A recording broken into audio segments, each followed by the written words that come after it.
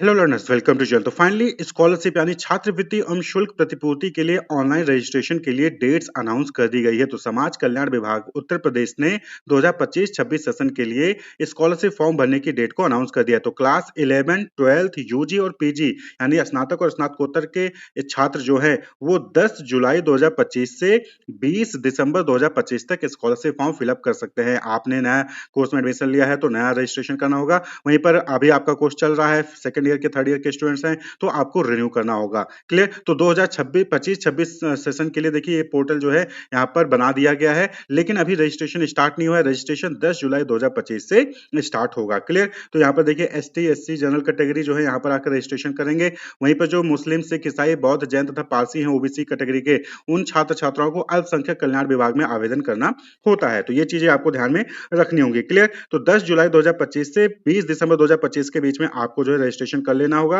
उसके बाद फिर आपको जो है सभी डॉक्यूमेंट्स अटैच करके फॉर्म को जो है अपने कॉलेज में सबमिट करना होता है। कॉलेज से वेरीफाई करने के बाद उसको जो है डिस्ट्रिक्ट लेवल पर वेरिफिकेशन किया जाता है। उसके बाद फिर जो है स्कॉलरशिप डिसबर्स कर दी जाती है। 25 जनवरी 2026 तक सभी स्टूडेंट्स की जो भी एलिजिबल कैंडिडेट होंगे उनकी जो धनराशि, उनकी जो स्कॉलरशिप अमाउंट है वो उनके अकाउंट में ट्रांसफर कर दी जाएगी। तो आपको अपना ईमेल आईडी, मोबाइल नंबर, आधार नंबर, ये सारी चीजें अप टू डेट रखनी है और सही रखनी है। अगर कहीं नाम उम का मिस्टेक है तो उसको करेक्ट करवा लेना है। और जो खासकर जो इनकम सर्टिफिकेट होता है वो भी आप जो है उसको बनवा के रख लीजिए। ओबीसी के केस में जो है उनको लेटेस्ट ओबीसी सर्टिफिकेट की रिक्वायरमेंट होती है। और इनकम सर्टिफिकेट आपको ध्यान रखना है कि आपके नाम पे ना हो, माँ बाप के नाम पे हो, माता पिता के नाम पे हो, या फिर जो आपके गार्जियन है उनके नाम पे होना चाहिए, आपके नाम पे ना हो। तो ये देख सकते हैं 18 जून 2025 को नोटिफिकेशन जारी किया गया था, जिसमें देखिए बताया गया है कि छात्रवृत्ति ऑनलाइन आवेदन में लगने वाला आय प्रमाण पत्र छात्र छात्रा के पिता एवं पिता के न होने की स्थिति में माता तथा माता पिता दोनों के जीवित न होने की दशा में संरक्षक का मान्य होगा,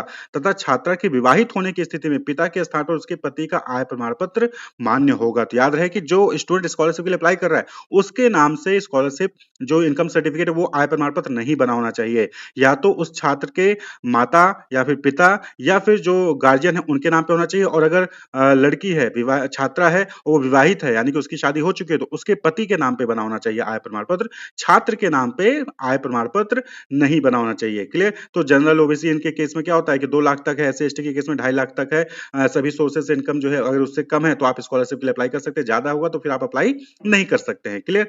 तो इसी पोर्टल पे आपको आना होगा 10 जुलाई 2025 के बाद और फिर आपको जो है अप्लाई करना रहेगा। क्लियर? तो आपका आय प्रमाण पत्र, आधार कार्ड, जो स्कूल से रिलेटेड जो फीस वगैरह रिसिप्ट होता है वो सारी डॉक्यूमेंट्स आपको पहले से ही तैयार करके रख लेने हैं। तो 10 जुलाई से 20 दिसंबर 2025 के बीच में आप यानी अगर क्लास 11, 12th या फिर यूजी या पीजी के स्टूडेंट हैं तो आप जो है स्कॉलरशिप के लिए अप्लाई कर सकते हैं। Wish you all the best, keep watching.